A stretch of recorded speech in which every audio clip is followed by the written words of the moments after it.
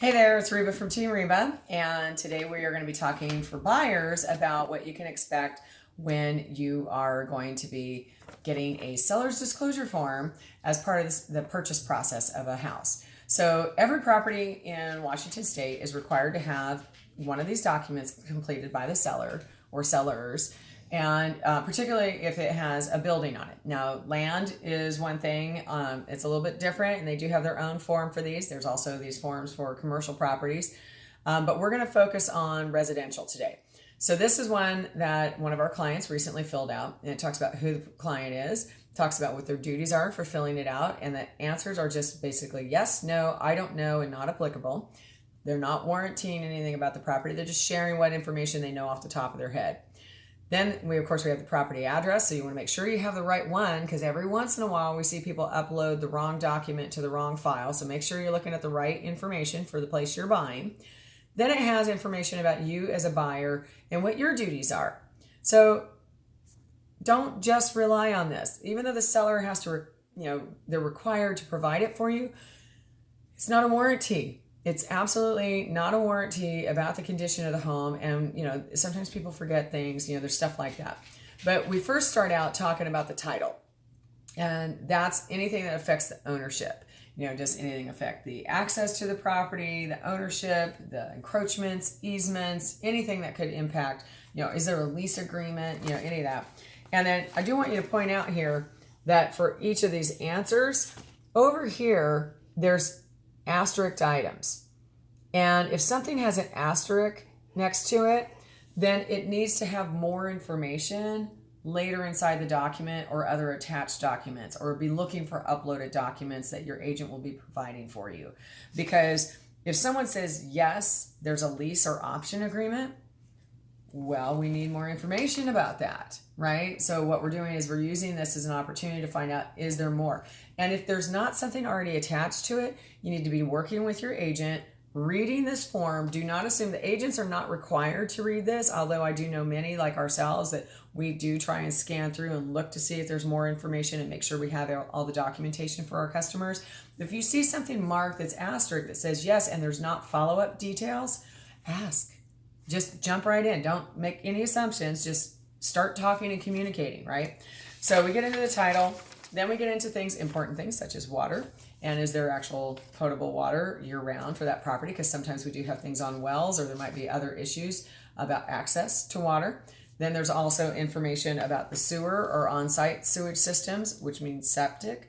There's a whole series of questions around that. And especially if there's septic, you want to know about that. If it's a newer home built from 1990 to today, you want to make sure that they, whether or not there's still a King County sewer capacity charge assigned to it, because we have had that instituted since about 1990. And that helps the Metro organization locally, as they keep having more stuff added to the system, helps them grow and be able to manage all of that. And you definitely want them to do that. Then there's stuff about the structure, such as, has the roof leaked in the last 5 years? Has the basement leaked if there's a basement, or even in the crawl space, because that's also important. So you want to find out those things. And again, if there's a yes, go back to that last page and take a look, see if there's anything there or more attached documents. Then we go into systems and fixtures, which are things such as the water heater, the furnace, and what have you, appliances. Then we have homeowners associations and common interests, because you don't have to be in an HOA to have a common interest sometimes. And that also kind of ties into the first section about title, because hopefully if there is an HOA, they've said yes at that, and then you go back here to check to see what the other details are specific to it. And then environmental hazards, is there lead-based paint? Is there tanks on site? Could it have radon gas? All those kinds of things. Do they have any information about that?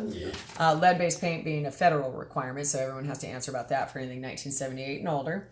Then manufactured homes and mobile homes, because we still have a percentage of those. And then there's a last question of, hey, seller, is there anything that wasn't already covered in this form that somebody should know about that would affect the ownership and or use of this property? Then again, as you can see, our client who filled out this form did have some details. He filled it out, put in some active issues and ones that he's fixed also. And then on the last page, there's info about sex offenders and how you go about doing that. Usually online, that's available now.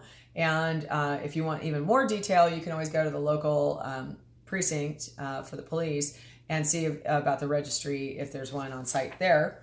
Proximity to farming, if you happen to be buying out where there's still agriculture going on, those guys have a right to farm. You can't like move in and then start trying to get them out.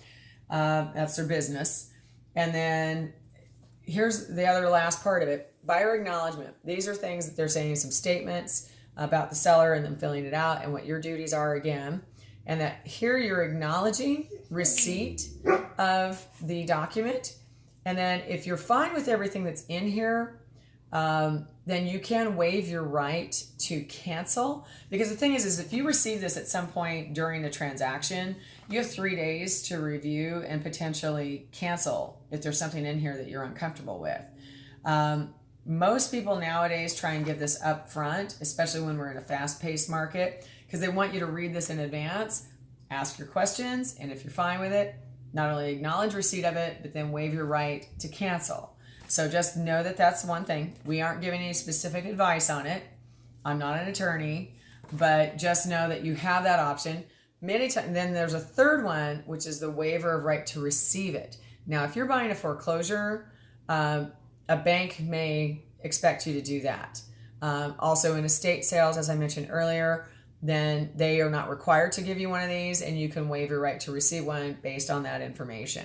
So, but this is a great document to still receive, to know what kinds of questions would have been asked, so that if you're getting that opportunity to do an inspection, you know kind of the things you want to be looking for. And if you're doing a title review, what are the things you want to be looking for? So this is very comprehensive and very useful to any buyer working on their own or with an agent. And if you're working with us, we try and walk you through this.